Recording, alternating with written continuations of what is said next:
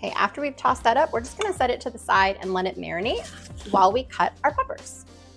Since I don't see any weather alerts or anything like that, I decide to go check it out for myself. Now, my classroom is located at the back of the building, and right in the very back of our building is a huge field.